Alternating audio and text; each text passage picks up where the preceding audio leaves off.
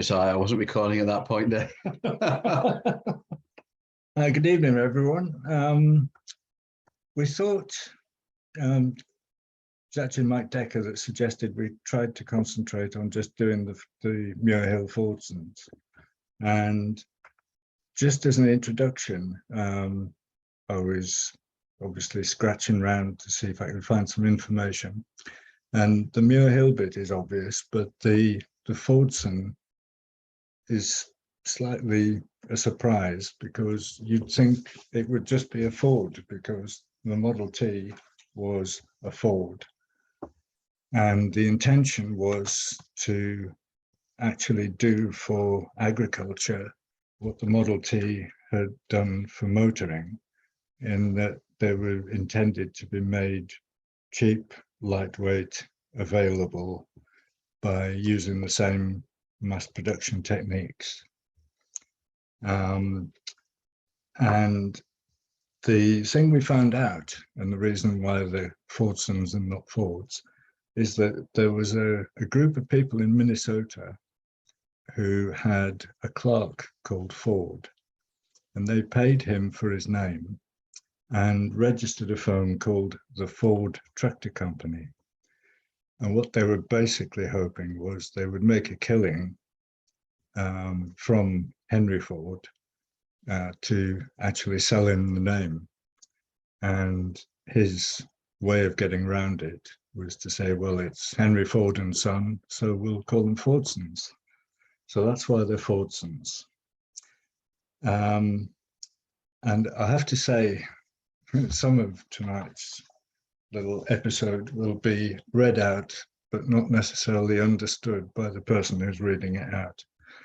One of the key things that the Fordson tractors had was that the engine block, oil pan, transmission and rear axles were all made as stressed members, so that they actually made the frame. You didn't have to have a bulky extra frame, which reduced materials, it reduced making frames, it brought the costs down.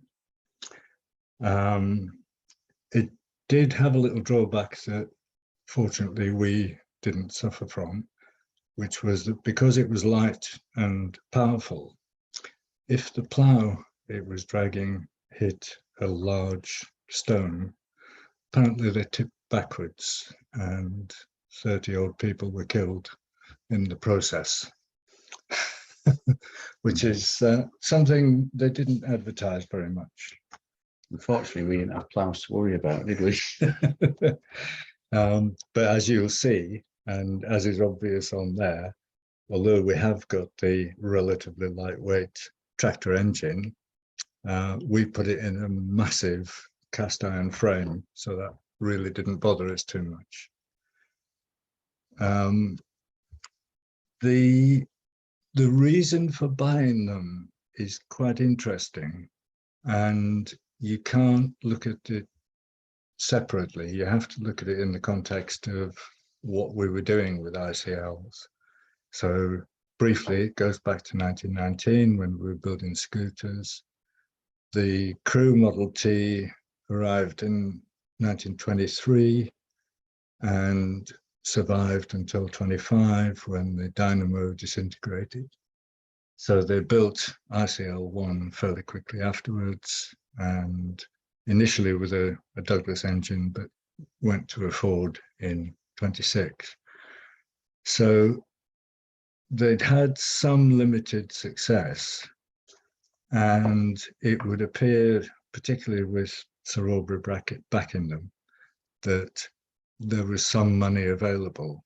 So they planned to buy 3, and the first one was bought, delivered in July 1926. And fairly quickly afterwards, they ran into problems. The gearbox mountings were integral to the gearbox and didn't really stand the punishment that they got, so they kept breaking. So we think that's why they only bought the one, and then bought 2 more later once the mounting problem had been sorted. The Lanchester ICL2 went into operation in 27 and essentially went out again at the collision in October 28. They got the ICL1, the Ford version, back. And they didn't ever really succeed in getting ICL2 back into operation. It had a fairly punishing winter after that.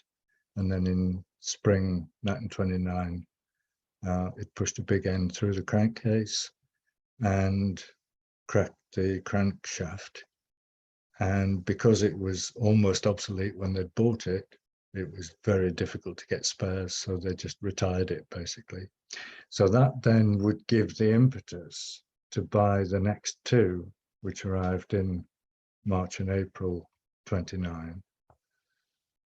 Then a little bit of the pressure was taken off with the Kerr Stewart arriving, because that took one complete trip out of the operation. And we think, although it says on NG39, which became the passenger tractor, there is a builder's plate that said rebuilt 1933, but we've found quite a few items in the accounts of spending on NG39 in 1935. So a little bit like the plate that's on ICL1, which is misleading to say the least. It was sometime in that time. And we think that bringing the passenger tractor into operation actually helped to spell the end of Rivermite 1, because there seems to have been a crossover between increased use of the passenger tractor and decreased use of Rivermite. That's another whole story. Then sometime in 1953-4, just as all the quarrying and processing operations were winding down, they combined Quarryman and NG41 into Quarryman proper, and essentially the chassis sat around for a while, but then went on the scrap drive around 1971. Just before you move on, Dave, what was the NG number of the one that was delivered first? Did it have one? It would theoretically have been 2. Right, okay. So it was only the second one they'd produced. Right, but they didn't give it a number on the plate. Okay. And we don't know why. Right. But it was a very early production. Mm-hmm. And we think that's why they had the gearbox mounting problems, because they'd only actually produced a few more. Right, okay. So essentially Quarryman could be called number 2, but we haven't got any bits of metal that say so. Right. So when Quarryman arrived, it actually settled in quite quickly. And we know this is 1927 because Muir Hill's boiler is still ticking away in the background, providing power for the drills, which it actually did for another 18 months, 2 years. It had replaced the vertical boiler that's sitting behind Quarryman there. And I don't know what the truck on its back is on the left. Interestingly, although it was bought essentially just for the quarry work, we have a record from Mary Fair that this was August 1927, and she actually wrote the words emergency relief train. So it did get dragged into use quite quickly.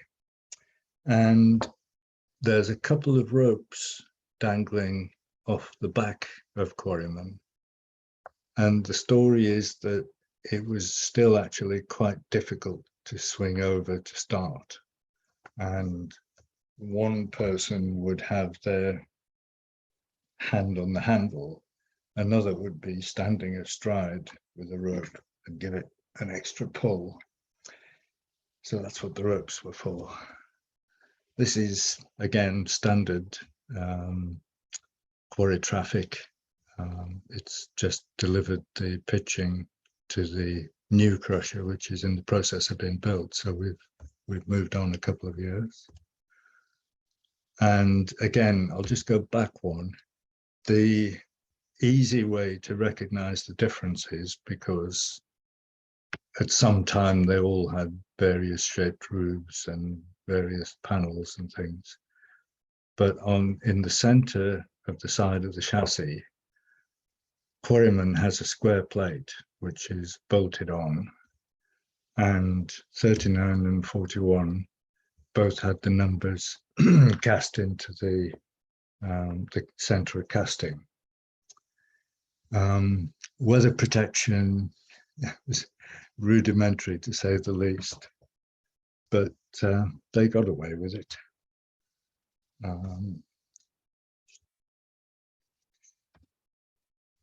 We're just throwing that in mainly because it's an interesting picture. There's lots of little details, but apparently they did keep one of the Fordsons in the shed at Hurton Road there. It was intended as an engine shed. It wasn't as big as the one they wanted to build. And this is Esk going by with its power tender. And you can almost tell without looking at it that it's the power tender because of the steam escaping from the flexible pipes between the front and back engines. Also on the left, there's a triangular shed which they were demolishing at the time. And sitting in front of it is only the second use of Sir Aubrey's tipper wagon. We'll gloss over that. And just in front of it, upside down, is Hayward's 3-ton bogie wagon, stripped of its bogies and presumably rotting away at that point. Mary was a very good photographer, but in this case, she seems to have set up to get the tree in focus rather than the engine.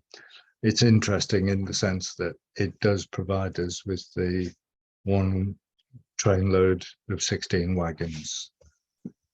So we can't tell which one it is. Come to the houses in the background. That could be anywhere in the world, that picture, because it's proper narrow gauge railway. Yeah. In a way that the ICLs weren't. Yeah. And like it's a big engine with tubs and things behind it. Yeah, I mean, they were used particularly in Australasia on logging lines because they were relatively cheap, relatively easy to start, and replaced horses and steam engines. We threw this in because it's our favourite driver. If there's a photo to be taken, it seems that Bert Thompson was driving. We can't quite figure which one it is. The bogie open in the front is one of the early Ravenglass built ones. And I don't think it's so much a mixed train as a goods train that had a few people on it. This one's quite interesting, at least to me, in that we know this is NG41 on the left, because when you zoom in, you can actually read 41 on the plate. And if you look just to the left of the diamond shape plate on it, you'll see a number 3. And that was how the engineers actually identified them and talked about them. And we'll just do a little divert at this point.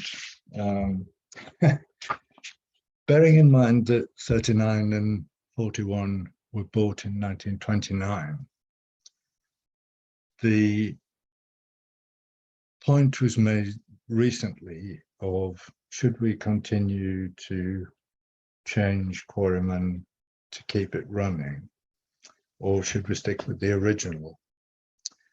And I think you'd be quite hard pressed, apart from the cast section at the bottom, to find the original. And we only have a few of Tom's notes, but 23rd of January 1930, repair radiator for number 1.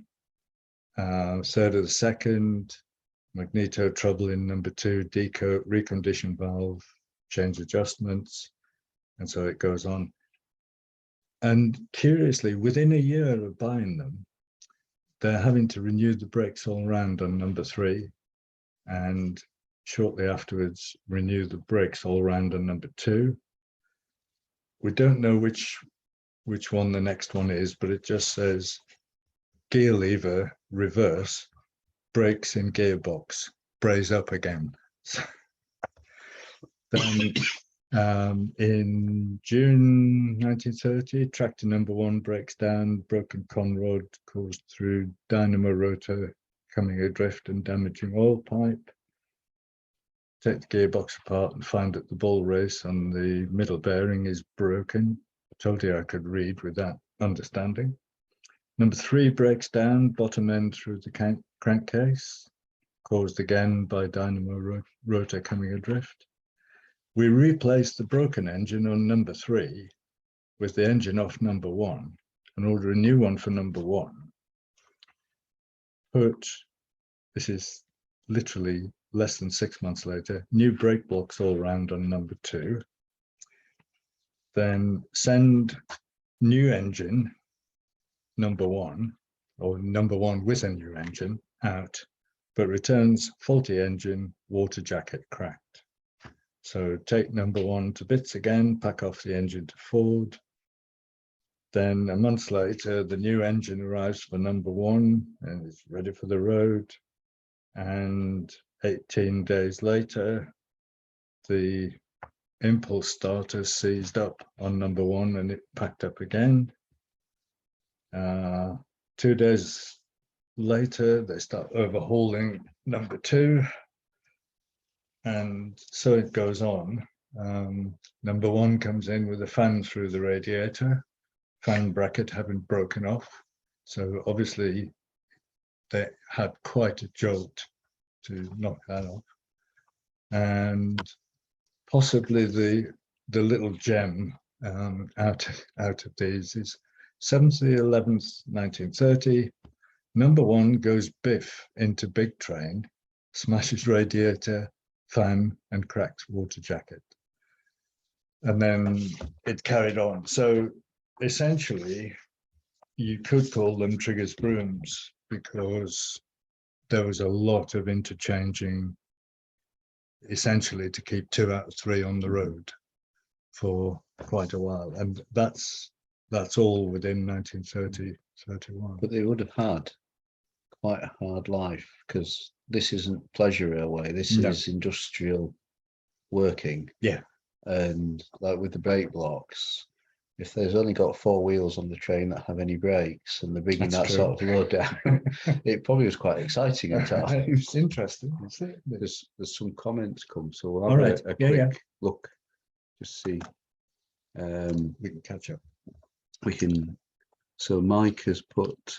The guy was pulling, is it? Pulling as hard as he could to stop. And the fans brake regularly.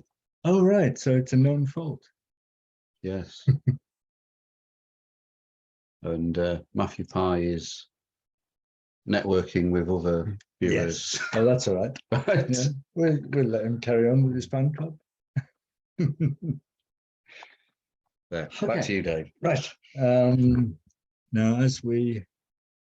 Oh, am I on? It should do, yeah. I'll try that, and then there. So this is the aforementioned plate that we're not sure, but we think might be slightly suspect. It definitely arrived in 29, and it was rebuilt at Merthwaite in the 30s, shall we say. But it's a nice, crisp plate. this is 41, and we moved on. This is 1946. They'd had quite a lot of money in from two main sources. One was from the Demolition and Construction Company, who in 1940 built the Royal Ordnance Factory at Drigg. And from the accounts that we can find, the majority of our output went to Drigg, to build Drigg, to make the concrete and stuff. So they were one major supplier. The other one was the Ministry of Defence. And there's a wonderful, I'm probably repeating myself here, but there's a wonderful little story in Ratty, the McGowan Graydon book. And he said, the Ratty made a serious contribution to the war effort because they were looking for somewhere to test the explosives. And because Eskdale was remote and because the granite was really hard, they used our granite to develop eventually some really good missiles. And then you stop and you ask, and Royal Ordnance Factory at Sellafield were producing TNT and other various explosives. The boffins who were operating at Sellafield were put up at Earton Hall, and the technicians were put up at the Stanley Gill Hotel at Beckford. So the reason possibly for using the Beckford quarry as a test bed is a little more prosaic than was suggested. So we are after the war now, and passenger tractor actually not only kept the stone trains running through the war, and at least one passenger trip that we have discovered recently, but after the war, River Esk was still in lots of pieces and didn't actually get put back together again until 52. So River Ert came back in 46, and between River Ert and passenger tractor, they literally kept it running. That's why they were so important. This is a nice Robin Buttrell picture of the big points at Ravenglass with Ravenvilla behind them.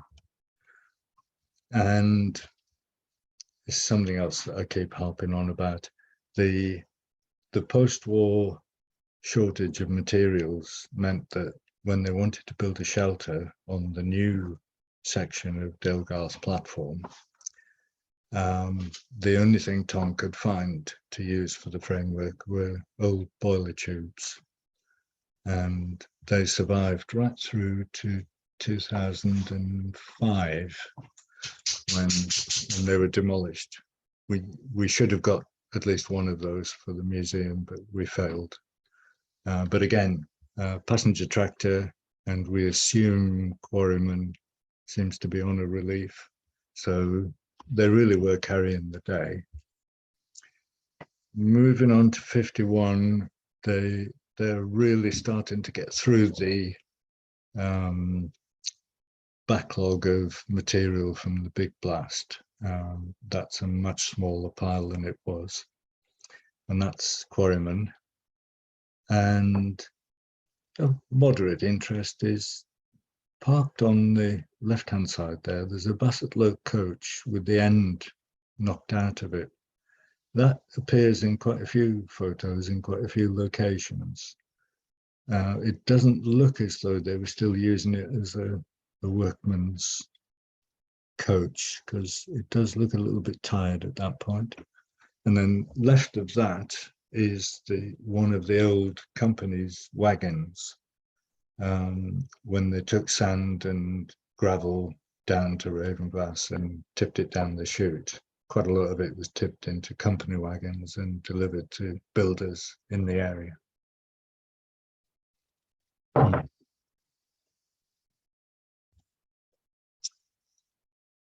Same day, and this is quarryman bringing what looks like a load of gravel, so someone's going to be doing some concreting, and that was brought in and tipped down the chute.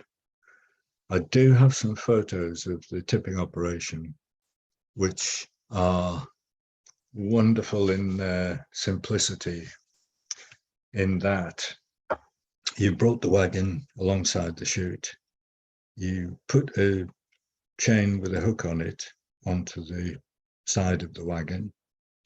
You then got a piece of rail and a pivot and tipped the wagon over so that it went down the chute. And then to get it back upright again, you stood on the chain, and that brought it back upright. It's a lovely sequence. This is 1954, and no, 51, I beg your pardon, because this is 41, still doing passenger trains. And I'm not sure if it took the whole train, but that's a heck of a weight to pull. In the 50s and 60s, early 60s, it was quite often parked up either at Delgarth or under the bridge. This is quarryman again. And although they're a little bit obscure, quarryman is inside the shed, and that aforementioned Bassett-Burke four-wheel wagon with the end out appears just behind it. The company's wagon is on the left, and the set of flats with tops were, we think, the ones that were built from the bogies that came back from Romney. When we sold them the hopper wagons, they didn't like our bogies, so they got Gibbons ones and sold us the old ones back. Apparently we cut them up, so they weren't performing as bogies anymore, but just went under the wagons. And these were specifically intended to bring sand and gravel down. Threw that one in because it's a mixed train, in the goods in the front, as they've got in a Heinz box, we assume are supplies for Delgarth, with a guard's van behind them. And unfortunately, this is just before we lost it. You'll see centre left of picture, NG41's chassis and a bit of the gearbox sticking back and the brake wheel sticking up. It may or may not be its cab, because we have loads of photos of various cabs lying around, so it'll be one of the things. And although as historians we can look back and go, tut tut tut, they shouldn't have scrapped that, the impression that we've got is that they were still struggling to recover at the time, and sometimes the scrap may have been the difference between surviving and not surviving. So we can't judge from this distance. This must be, just trying to find the, yeah. This is NG39 in 1954.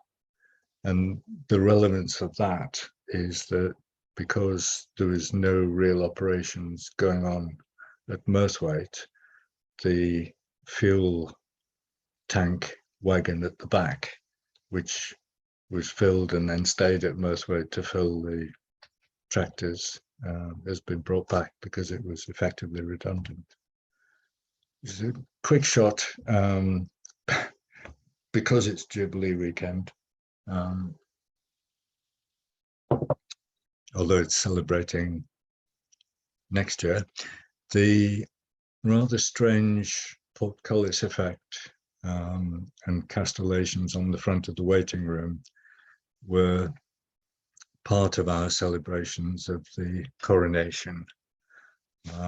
There's a lovely shield over the top of the portcullis that says "God save the Queen."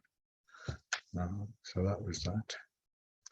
I've thrown in these three because they're really nice negatives, and thank you, MD, for letting us have copies.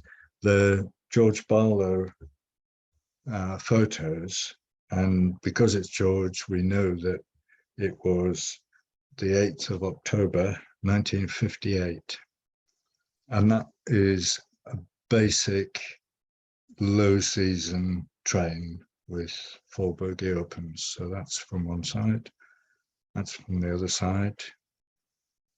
I didn't see whether Andy Nash was on. I haven't seen him yet. No. Someone will be able to tell me or correct me, but we're fairly sure that's George's son, and the name we think we have is John. So if anyone can add to that, we'd be grateful.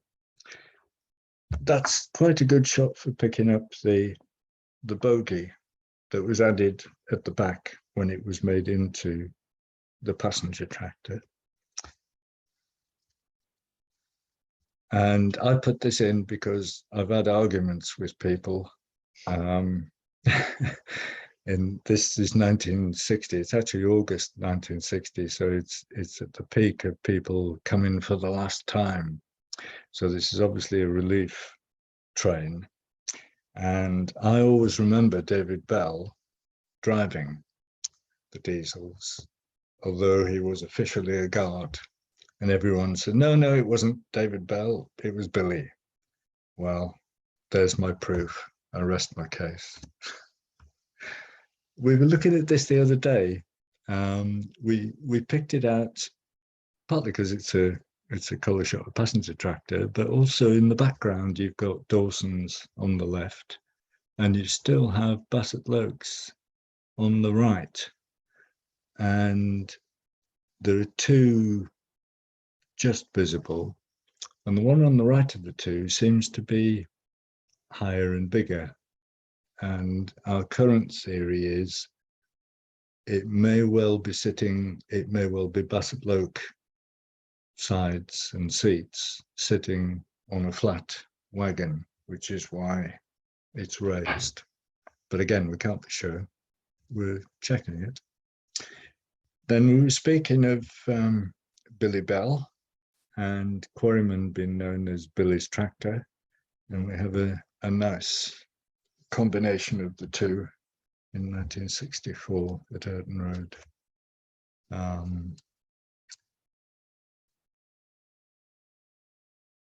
Yeah. It's not a particularly brilliant shot, but it's actually an unusual view of Earton Road Station.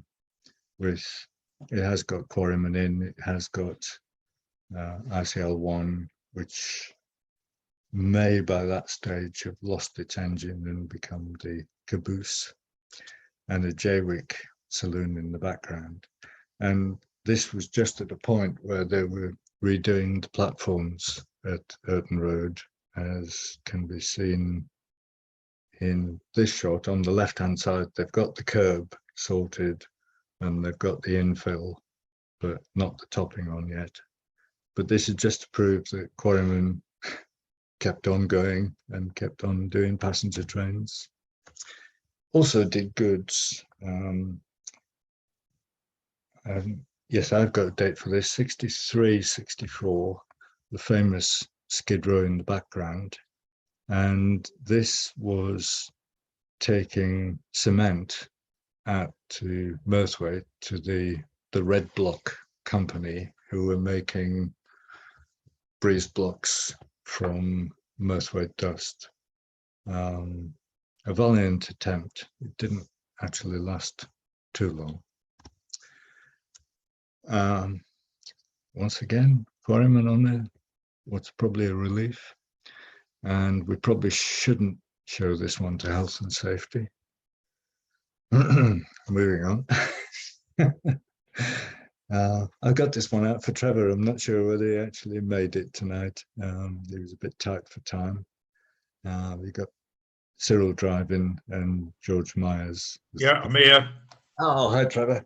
I thought you'd like a picture of Mr. Myers doing his best guarding. Yeah, it's a classic, that, isn't it? Cyril driving. Yeah. And again, you know, it actually shows it probably was slightly off peak because there's just the full bogey opens. But familiar train to some of us. And I thought we'd go a bit artistic and put that in because it's framed nicely. Same sort of date. We even had special steps made for our volunteers to clean the machines. I think it may be a cut down ladder. And we haven't, unfortunately, we haven't got any pictures of actually moving the footbridge into place. But there's a lot of sleepers and flats and things. Again, it's a stage of transition because you've got the three Jaywick saloons and the Dawsons have only just got their roofs. And two of them have little black marks on the roof, which carried the nameplate. It was the only named train the Ratty has ever run, I'm told. It's called the Rambler. We have an example actually down in the museum if anyone wants to look. Are we...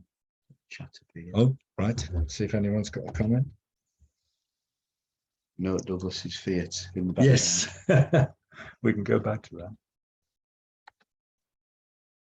that. Don't remember how far back it was. Not discuss that then. Oh, there. Yeah. Yes, we only had to go one back. Yeah, that was before. We have picture of it actually parked in amongst the rails. We reckoned they were trying a Fiat shunter at the time. By this stage, ICL1 has had the engine removed and has become the plate layers caboose. And this again is a very familiar sight from the 60s. This is Murthwaite siding above the big oak for younger viewers. And it's obviously a track down out and working. Slightly better loading, I think, on that. And the passenger tractor did lots of track down work as well as passengers. It was definitely multi-purpose. This we just threw in. It is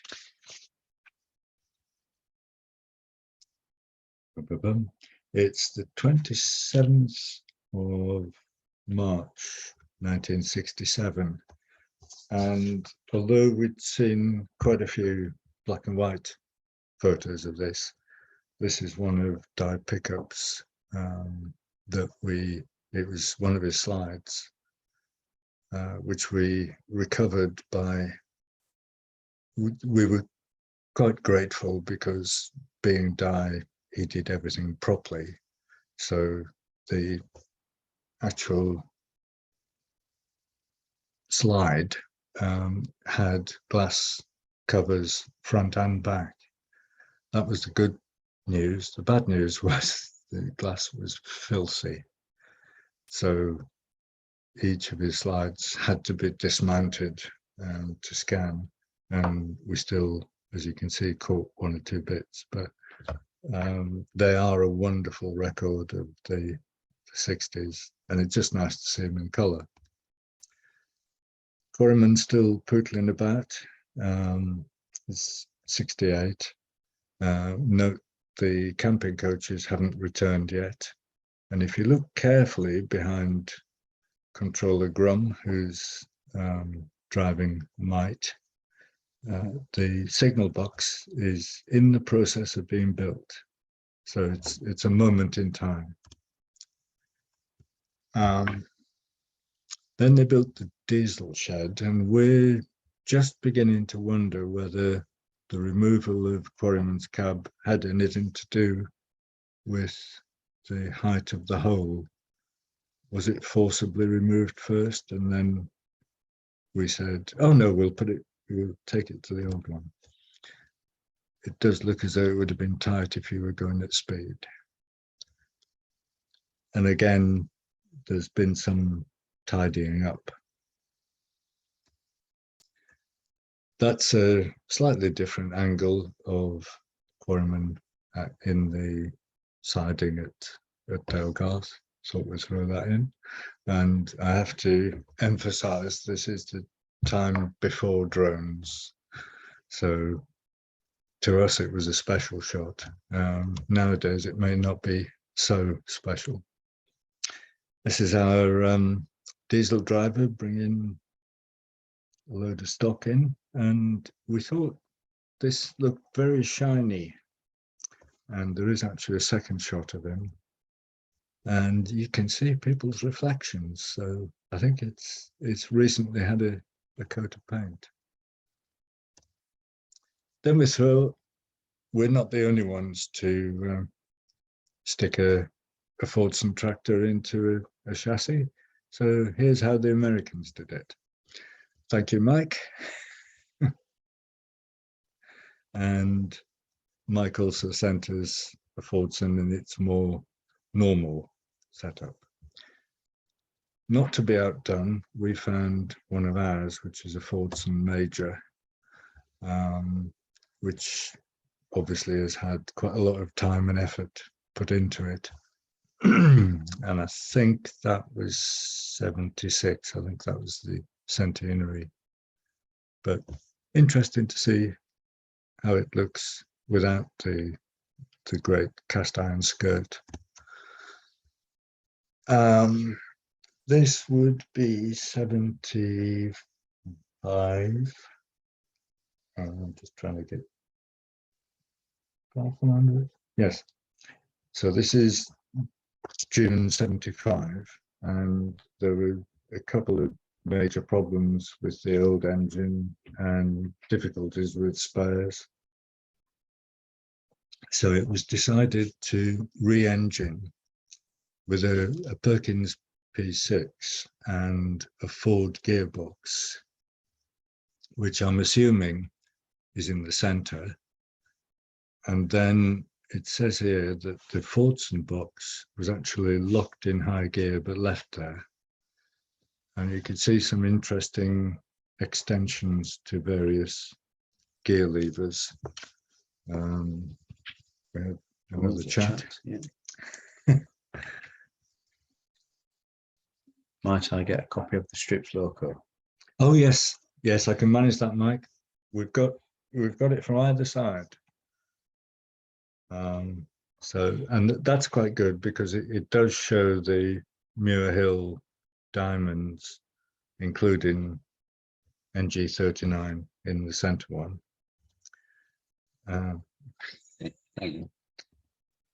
And that's from the other side. As I said, it's quite good because it shows the layout, and it also shows when they started trying to put the bodywork back together again.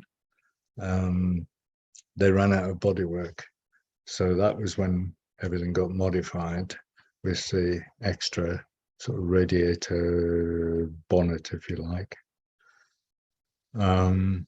Oh, here's a good question for Trevor. If I can find, this is 1975. Is the object in the driver's hand a staff?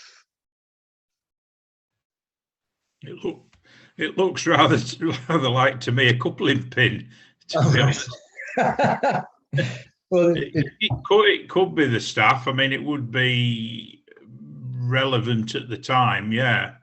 I mean, when it first came on the screen, I thought it was a coupling pin. But I mean, if it's the staff, I mean, kind of leaning out the wrong side, or he's about to hand it over to the driver of the train leaving, possibly. Yeah. It could be a cigar, of course. Well, if it's me driving, yeah. Yeah, he very cunningly hid himself, so we can't see who it was. And then Quarryman on a rail train. That's 76. And you'll note the addition of some horns on the side. I don't know what it sounded like, but it was probably quite loud. Mm.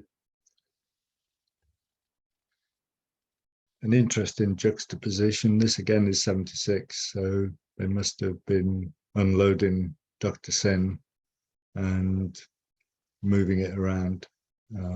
39 looks a bit sort of scrappy at that point. That's a bit more immaculate. And you got 5 saloons and 3 bogey opens, possibly even 4 bogey opens. So that's a good loading. But just a nice picture coming down Hollingham. I can't remember why I put that in. I think we were going to point out the fact that it had been lined, I think, at that point. Likewise with that. Our favourite controller standing there. And our favourite controller trying to top up the radiator with whatever they had to hand at Musthwaite. This one I've used quite a few times because it's a good parallel between the two. And you'll also notice that the bogey on the back of 39 has been changed to a single axle. It got changed back again later, but I don't think I figured out quite when. Quite like that. Sort of Quarryman in the transition period when it still had built 1927 on it. Getting a bit artistic with that one. And the, as you say, intermediate. And then we were, again, I don't know the whole story. I believe we were given reasonably a new Perkins engine.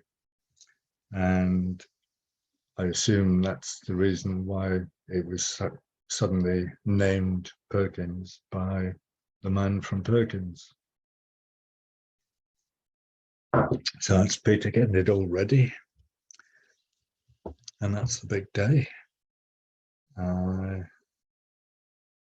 did know the man's name, but he's second from the left next to the mayor. He's the gentleman from Perkins. And it shows the ladies as well. I threw this one in for the any Romney fans that are down there. It was a little mini cavalcade as part of the naming ceremony. And we had to get that one in. It's just fascinating to watch. Just hold that one there, Dave. Sorry? I said just hold that one there, the chap with the brown cap on and the glasses. Yeah. That's father. All right. Yeah. Oh, brilliant. I love it when we get details like that. Now I can look for him in the other slides. Yeah. Excellent. Mind you, I have lost my place, so bear with me for a minute. Naming ceremony, naming ceremony. Somewhere around there. That's all right. I haven't done quite as much scribbling tonight. Then it was basically a case of, get to work and earn your keep. So we found a few working bits. Then Quarryman sort of made it into the museum compound. Interesting, they painted out the front, the front panel that said 1927, but they picked out the Muir Hill nicely, and you can see quite clearly there isn't a number on that. I think that was a gala, but if anyone knows the date of the gala, I'd be grateful. There's quite a bit going on in the background, so. Yeah, we did also have a service one summer where we had a diesel go up on the front of, say, the 10:30 from Ravenglass, and then it worked that train down and the steam engine laid over. It was a variation on a theme of trying to sort of give the drivers a break during the day. It may be that, it may not. Yeah, that sounds good. It's a good possibility. And that rather looks like Arnold Staples on with Ronnie. All right, because he appears later. Yeah. So nice of you to flag him up just in time for me to feature him. That isn't Arnold. We think that's Taff. Andrew Martlew? Yeah, could be. Yeah, just off doing some shunting, and you can see various changes are happening behind. So it looks like the demise of Skid Row and the rise of the mess block. This is also one of the galas.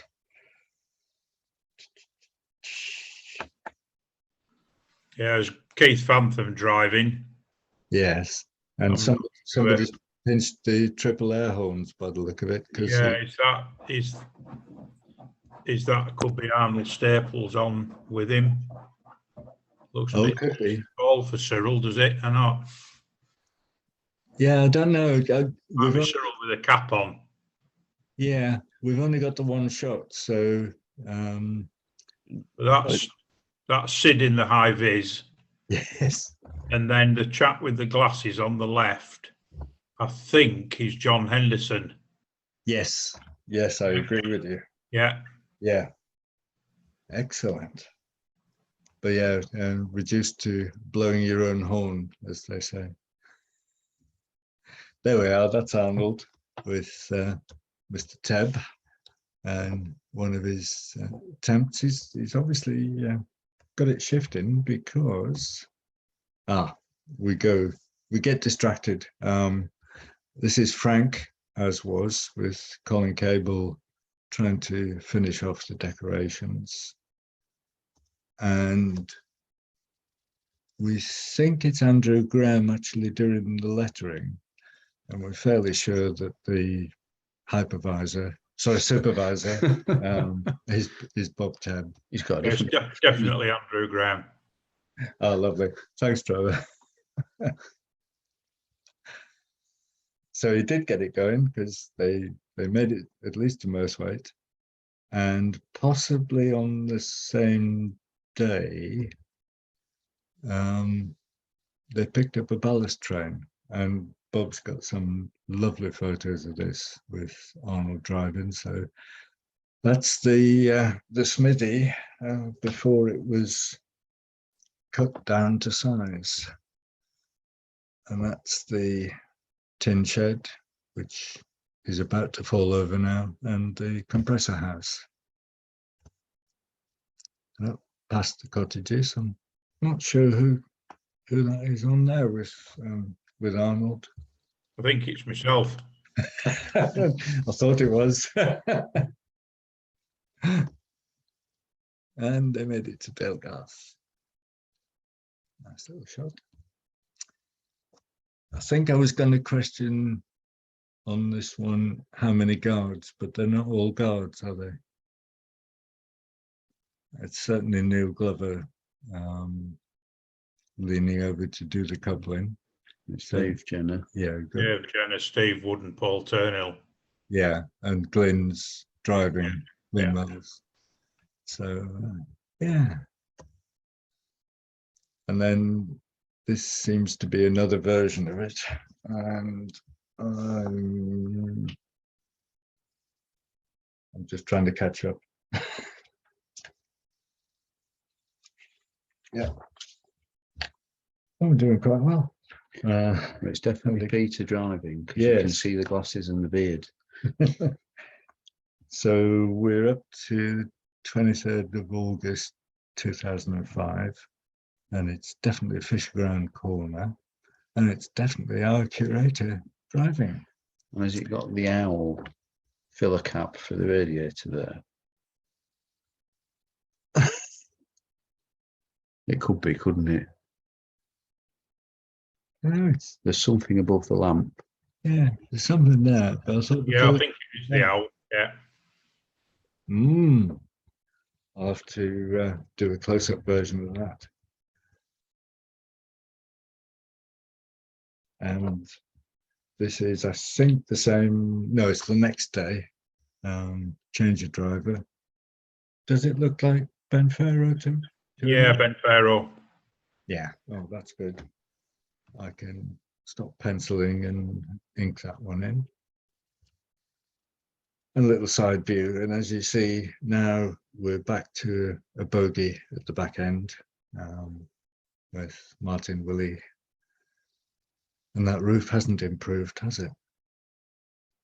That was even before we took the chimney stack off. Sorry. I blame the roofer. Yeah, blame the roofer. Then we move slightly on to 2008, and it's obviously been taken out for a run, and towing Lady Wakefield as well as coaches. Yeah. And in 2017, it made it into the museum for the opening. Then later that year, in September 17, it was taken out again and taken for a little test run. Unfortunately, they had a little bit of a problem. It says thrown piston through cylinder block, which required, it actually took 9 months to arrive, but a replacement cylinder block. And we've got a couple of nice shots which David Rance took for us when JR and Corky had it stripped out. It's a view you don't tend to see, but it does show how chunky the chains were.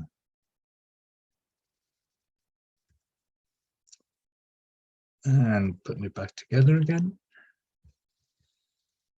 And yeah, still putting it back together again. But it did get back, and it was in the museum for a while, and it's now on its holidays, having some TLC, which could almost bring in the Just Giving, but I wouldn't be so callous. So back to Perkins again, and this would be a rebuild in 2015. Not sure if that was built for the cab that didn't end up on it, but that is now 2019 and is the new version with obviously better all-round visibility. This was the first trip out, and that that shows how much better the view is. And that's rather a nice shot to almost finish on. In one of the magazines, Di Pickup had caught a bit of chat with a rumour of a standard gauge Muir Hill at Merthwaite in the 50s. And we now have a photocopy of the notebook of the guy who recorded it. And as you can see, he was quite fastidious in trying to get as much detail as he could. Why he didn't take a photo, we don't know, but he didn't. And it was suggested that there was a standard gauge Muir Hill at one of the other Keswick granite quarries, and that it may have been brought here for spares or something. And we believe it would have looked a little bit like this. Apologies for the poor quality, but you know, it's a stage back. It's a tractor and they've taken the tires off. And then we were given some scans by the SLS, and one of them shows what could well be a chassis. And now that we know what sort of wheels we're looking for, they do bear a resemblance. If I just go back, you could convince yourself, but there's absolutely no sign of an engine. And there's one more shot to finish on.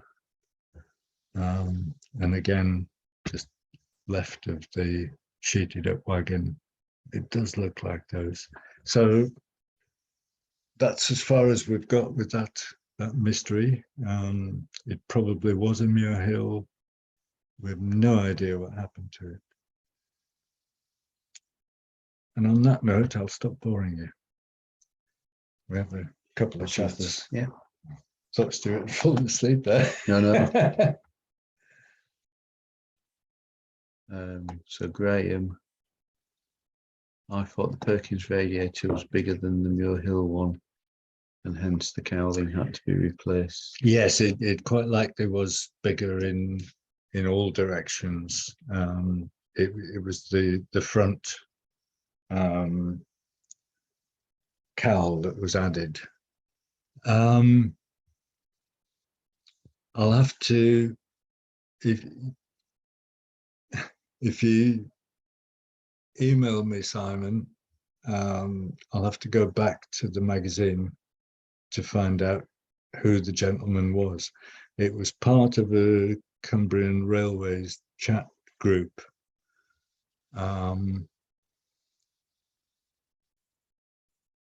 What I'll do is I'll dig it out and I'll make a note to start the next session with that. So apologies for that. And Graham's reminded us that in 2013, when everything went pear-shaped, very pear-shaped, Perkins did far more than was expected of it and saved the day. Yes, indeed. I mean, that's one of the reasons for. Oh, it could have been Eric Hannon. So I will definitely check that.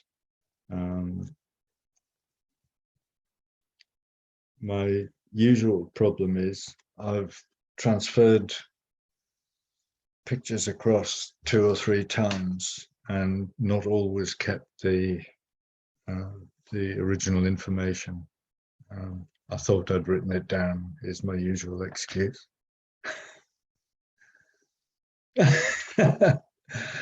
Oh. Haywood House, there's 3 viewers in there. And I think we probably should say that the quarryman story isn't really over, because as well as Perkins being used most days of the week, there are plans afoot. So the Murthwaite Loco Group, who Neil and Roger Dickinson are key members of, have kind of adopted the engine and done a lot of the later restoration work on it. And with some support from them, the quarrymen's at John Fowler Engineering, and initially they've conducted an engineering assessment to have a proper look what's there and feasibilities of various things, because the important thing with quarrymen will be to demonstrate it. And so the learned museum trustees have various proposals put to them, which we won't say too much about, but hopefully it won't be that long, although it could be a couple of years because museums go a bit slower, that we'll hear the roar of a TVO loco out for people to see and immerse themselves in the smell, the fumes and everything else. So shortly more information will appear on the museum's Facebook page, but there will be similar, hopefully, appeals to St Alder, because St Alder is heading in the right direction now, and so the attention has been turned, according to Dr. Tebb, who's learned on these things, to the most important engine in the museum collection. So do keep your eyes peeled for more information coming about quarrymen in the future. And also, we're going to have to get it working and out on the line, because with Typhoon here, we haven't got very much space to bring it back in the museum. Dave. Yeah. Just a few bits to go through. Your shot of passenger tractor at Dalegarth, was it October 1958? Yes. Are we certain that was on a timetable train, or was it just a special put on for visitors in inverted commas? It was a special because I thought, remembering it was very contrasty, and it actually appeared in something like Backtrack magazine. right. But we also got prints of it. Yeah, because we used to finish, didn't we, after High Shore? Yes. Yeah. Yeah. End of September. Yeah. The reference to David Bell, yeah, I mean, he, like you say, I mean, there was always a dispute about whether he drove trains or he didn't. I don't think he drove much on into the 1960s, though. No, unfortunately and embarrassingly, I'm showing my age, because it was with David that we used to get lifts up. Yeah. In Cyril always said he had a bit of a bump with passenger tractor, and it kind of put him off driving again. Oh, right. You know, I mean, I don't think it was anything particularly serious, otherwise we'd heard about it. But I think it was one of the, he was probably more like a reluctant driver. Yeah. And he'd had a bit of a bump sometime into the early years of the new era, and it kind of put him off, if you will, because he was always sort of a bit in the background, wasn't he, really? Yes. He didn't necessarily embrace all those young new volunteers running about. In fairness, he was very good to us. Oh yeah, he was very kind to me. Yeah. So that was the 50s. The shot of ICL at Urton Road with the Jaywick in the background and the reference to the platforms being built. It would be the P-Way caboose by then. Right. Because I think there's quite a classic shot in one of the magazines, isn't there, of the Dawson's Royal Anchor and the caboose all forming a train. And Douglas's comment is it's not the ICL running again, it's they had the engine taken out and it's now a bit of an extra winter seating or wet weather seating or something. I think that's early 62, 63. Yeah, that does. I remember the photo. Yeah. The steps, the little lad on the steps. Yeah. there was a set of steps made that looks like those, and they had a couple of little, each leg had a couple of little metal hoops on the top, and you could hang them over the gap on the side of the tanks, as it were, and that was for climbing up to fuel the loco. All right. Because often you see you would have to fuel the petrol tank with a can of petrol. So they survived for a long time to climb up to fuel the engine properly. Oh, that's brilliant. I probably should have gone into more detail about starting up with petrol and then switching over to cowling, but I don't actually know an awful lot about it, so I thought I'd better fool myself. Yeah, I mean that was a classic one with us youngsters. I mean, Peter will tell you the same tale when he first started, and certainly when I first started driving them, was that if you started or tried to start them and spent too long trying to start, well, obviously you flooded them. So you turned the fuel off and wandered off and fetched Tommy or Cyril or somebody like that. And of course, by the time they came to it, everything had dried out a bit. They didn't turn the fuel on. They just pulled it up once, it fired, and then they turned the fuel on. You know, and it looked like a bit of a numpty, but you learn. But Quarryman was still working relief trains in the summer of '75. Yeah, It was still doing the odd relief turns, you know, in among Anchor, Sheila, and passenger tractor in whatever mode it would be in. I've got another. Oh, that's right. The cab. The cab was never an issue with the diesel shed. It never went in there. It kept its cab on for a long time. I don't ever recall it going in there.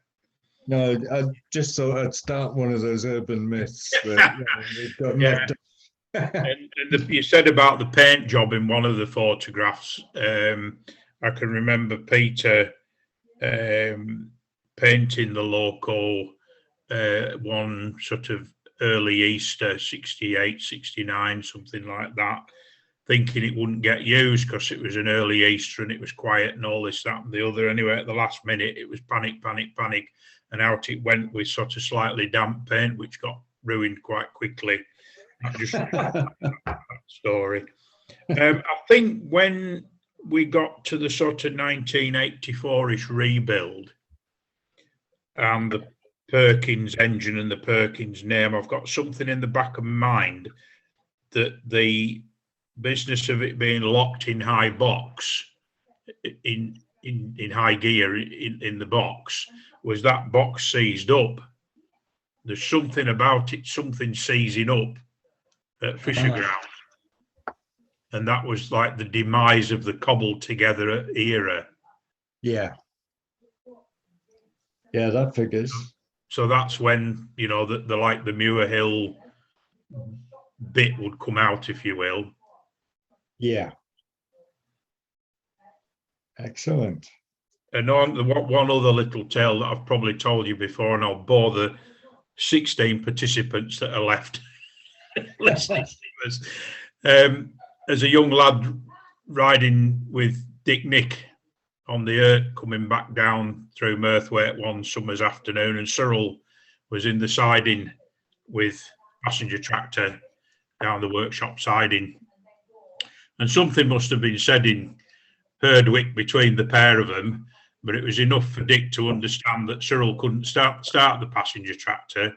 So we reversed our open train back up over the top of the hump to the oak tree, pinned the brake down and dropped into the siding to give him a tug to start it, left him with it running, put the engine back on the train and carried on our merry way. And if you've ever heard the name Terry Biddlecombe, he was our guard that day. Yes, I have. He did a piece on Sir Aubrey in one of the magazines. Yeah. Excellent. Sorry, it's Matt here. I was just I asked a question before, and I think it was missed. I was noticing in the photos that all the tractors appear to be facing down the valley, like towards Ravenglass. They always work like facing to Ravenglass, or is it just in the photos that we got? No, I think you've just, or I've just caught ones where they are pointing that way. Certainly in my memory is very rarely. We have one of quarrymen rescuing NG39 just above Fisherground, and quarrymen's going in reverse, towing it backwards. But no, I mean it seemed to be standard practice that they were turned and faced forward. So yeah, just one of those things. Blame the editor. I won't do that. Thanks very much.